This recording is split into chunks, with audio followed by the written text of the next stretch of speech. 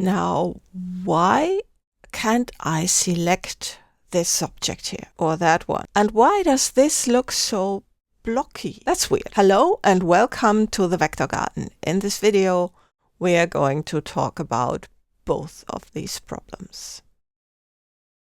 Let's switch files, and here is that file.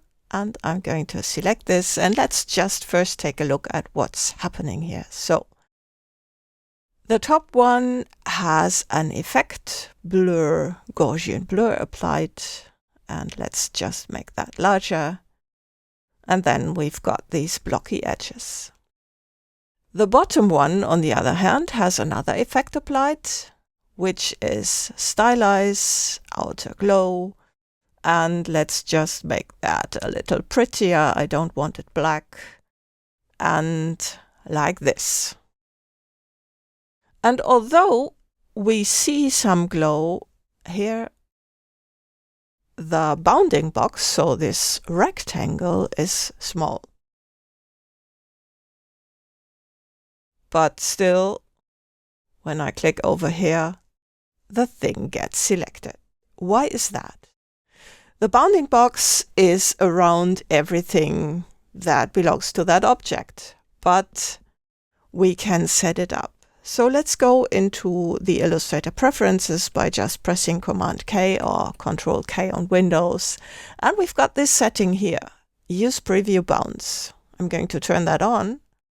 And now when I select it, you see it is this large. It is huge. And this is the real size of the bounding box. So when I click into this area, then I select this object here because this is the top object, which is also important. Let's go into the Layers panel.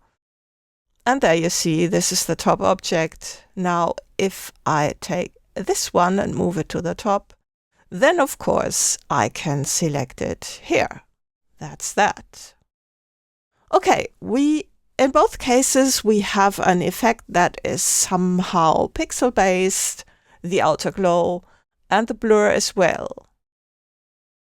So why does this cut off? That's another thing. In order to have this smooth at the edges, you need to add something. So we need to go into the document raster effect settings. And usually this is set to 36 pixels around the object, but I've set it to 0. Let's add some. I'm going to set it to 40, like this. And then you see this is selected. It happens automatically, but here I have to move it slightly and then it gets updated. And then we have some nice blur here. So then the edges are no longer visible.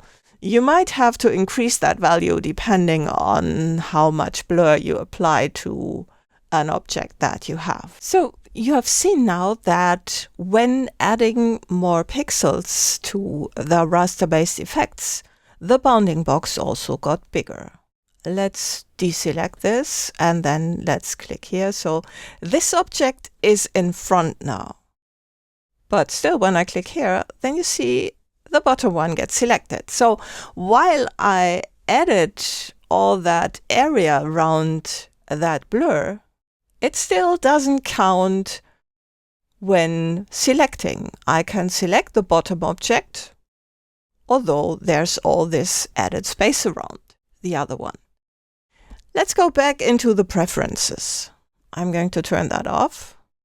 And you see, when I select this, then the bounding box is small again, like with this one. Let's move this back here. And again, we see I cannot select the other one. But when it's the other way around, I can select this one.